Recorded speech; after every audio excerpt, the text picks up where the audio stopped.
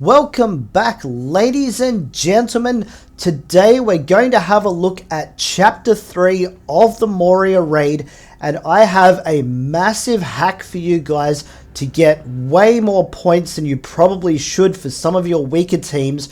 But first we're going to have a look at how we score points and how the raid kind of works. So there are 4 ways that you can score points. First is by how many living allies are in your team at the start of every single ally's turn. You also get points for blocking, evading, and also for healing. Now this really seemed to suit the elves, so I thought I'd start with them on difficulty level 3. We want to try and maximize points as much as possible.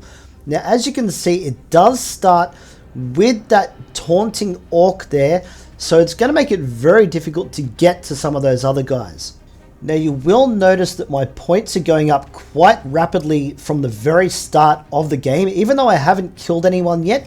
That's because it's not based on your attack, it's based on your defense and your survivability. Now when you do kill an orc, that will remove some of those stacks of captured. If you do get 10 stacks of captured on one of your team, that person will be removed from the team as though they are defeated.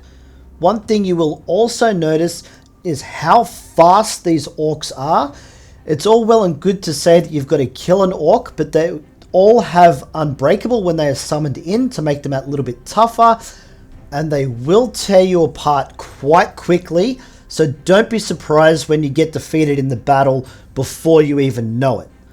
Another thing that they do is they apply Mark to one of your characters.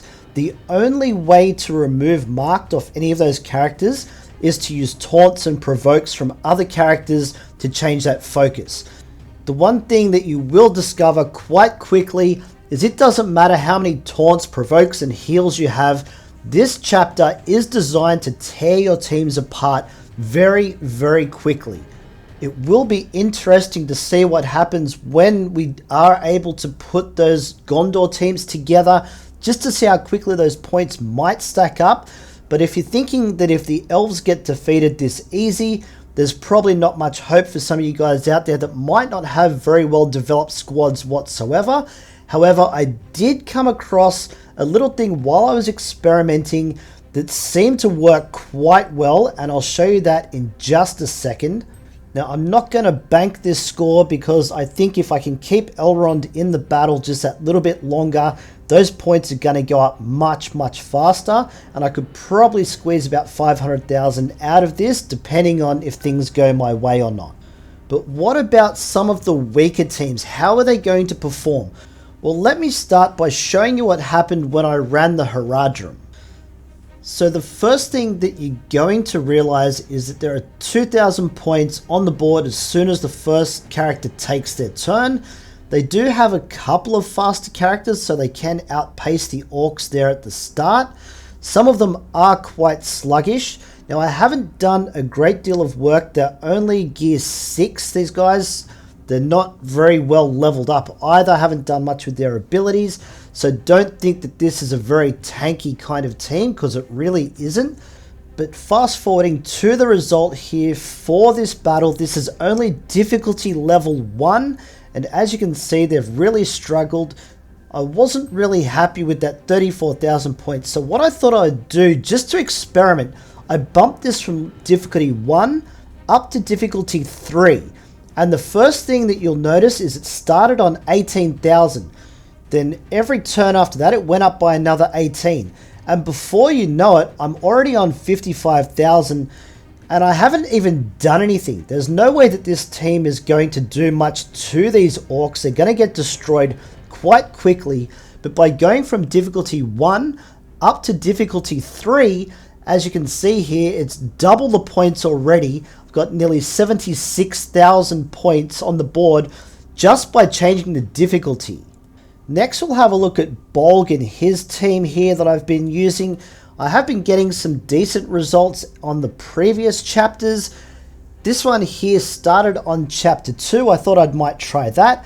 But these guys are extremely slow, and as soon as they get hit with that slow on top of that, They barely get a turn, and it was really struggling to get anywhere with this team.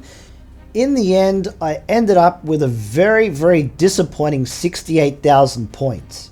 So again, bump it up to level 3, and we're going to see what the difference is. Again, as soon as you take that first turn, you've already got 18,000 points on the board. So points are going to go up a lot faster just because of that multiplier.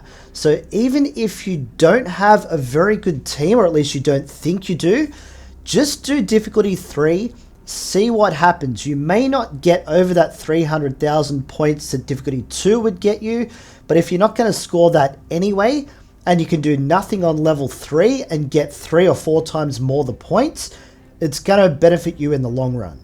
So skip to the end of the battle here, and as you can see, the points have increased almost up to that 200,000 point mark, 193,000, which is almost 3 times the amount of points by putting the difficulty level up.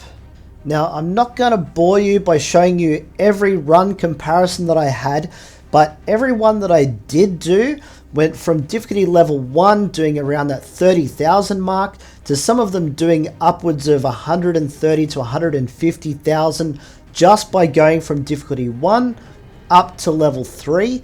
It makes a huge difference in the points you're going to get, which means better rewards for yourself, better rewards for your guild. And if you're already going up to chapter 3, you really want to be pushing for that second reward chest for the guild. It's going to be very important moving forward, so make sure you're putting as many points on the board as humanly possible. So if you're wondering though, if difficulty 3 was really good, what happens if you go up to difficulty 4? Well, let's just say they're going to one-shot you most of the time, so you're not going to get a turn, let alone any real points. You're going to need to have a very tanky team, well geared, well leveled to be able to survive some of those first rounds. But theoretically, it could be possible. My elves didn't fare very well. They've still got a little bit more development to go. But overall, it is something down the line that you might want to try. Worst comes to worst, you can try those higher difficulties. You don't have to bank the points, but you just never know what you're likely to get. So just give it a chance. But that's it for this one, guys. I really hope that you've got a lot out of this video. Don't forget, like and sub, you know the deal. We got plenty more Heroes of Middle-earth coming your way. Don't miss out, and we'll catch you in the next one.